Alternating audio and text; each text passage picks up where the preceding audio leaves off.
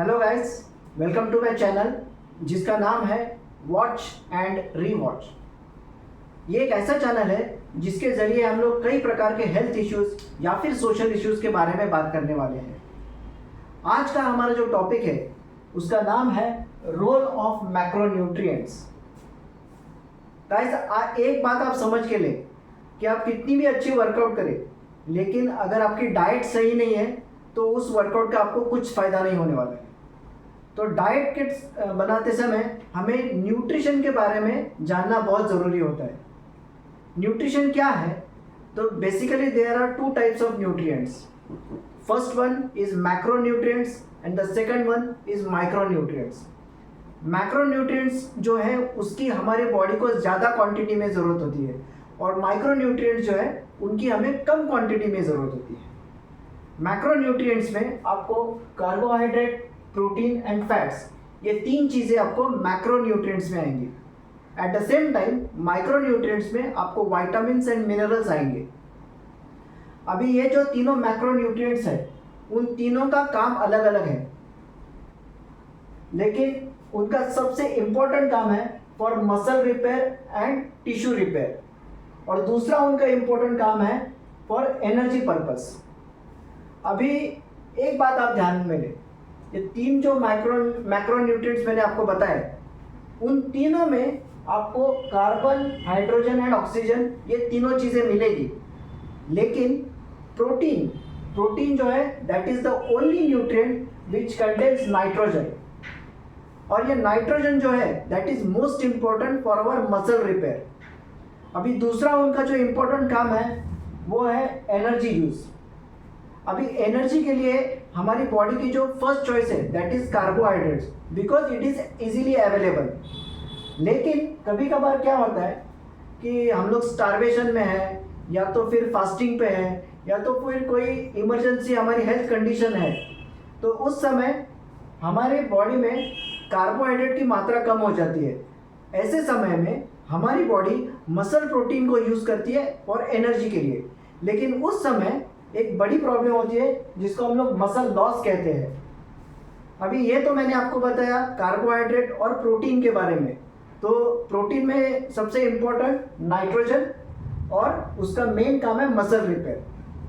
अभी फैट्स के बारे में बात करें तो मैं उसको कहता हूँ कि that is our energy store house. Fats के बारे में अगर मैं आपको बताऊँ तो fats is a energy store house of our body. इन तीनों का जो काम है ना वो आपको मैं एकदम आसान तरीके से सिखाता हूँ। उसके पहले आप ये जान लें कि प्रोटीन जो है वो हमें पर ग्राम 4 किलो कैलोरीज एनर्जी देता है। At the same time carbohydrate जो भी है वो भी हमें पर ग्राम 4 किलो कैलोरी एनर्जी देता है। But at the same time fats जो है वो हमें 9 किलो कैलोरी पर ग्राम इतनी एनर्जी प्रोवाइड करता है। एक आसान तरीके से आपको समझाता हूँ। कार्बोहाइड्रेट को मैं कंपेयर करूँगा अपने वॉलेट से। वॉलेट यानी जिसमें हम लोग इजी कैश रखते हैं। अभी हम लोग समझो बाजार गए, हमें कुछ चीज़ खरीदनी है, तो हम फट से हमारा वॉलेट निकालेंगे, उसमें से पैसा निकाल के जो भी चीज़ हमें खरीदनी है वो खरीद सकते हैं। सेम वे एनर्जी के लिए बॉडी की फर्स्ट चॉइस जो है दैट इज़ अ कार्बोहाइड्रेट। तो कार्बोहाइड्रेट इजीली अवेलेबल है, वो एनर्जी के लिए हम लोग यूज़ कर सकते हैं। At the same time protein जो है उसको मैं कंपेयर करूँगा एटीएम कार्ड से। समझो आपकी जो वॉलेट है उसमें कैश ख़त्म हो गई, तो आप क्या करेंगे, किसी बैंक के एटीएम सेंटर में जाते हैं और वहाँ से कैश निकालते हैं, और you can use it as for your बाज़ार में जो भी हमें खरीदी करना है उसके लिए हम लोग यूज़ कर सकते हैं। एंड फैट्स जो है उसको मैं कंपैरिजन करता हूँ हमारी बैंक की जो एफडी रहती है उसके साथ। अभी एफडी जो है वो हम लोग लॉन्ग टर्म के लिए यूज़ करते हैं, लेकिन कभी कभी इमरजेंसी में हमें एफडी को ब्रेक करना पड़ता है, यानी प्री मैच्योरिटी क्लोजर करना पड़ता है। ऐसे वक्त में उसका नुकसान भी काफ़ी होता है, लेकिन फैट्स जो है वो हमें ज़्यादा इंटरेस्ट भी देता है।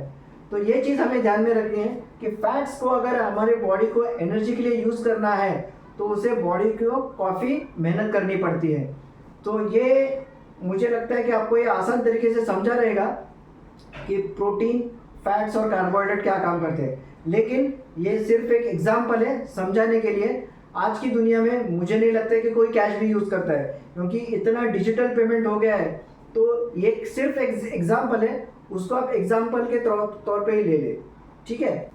तो गाइस, जाने से पहले मैं आप सबसे एक ही बात कहना चाहता हूँ कि अगर आप इस चैनल पे नए हैं तो please do like and share my channel, और सब्सक्राइब भी करना ना भूलें।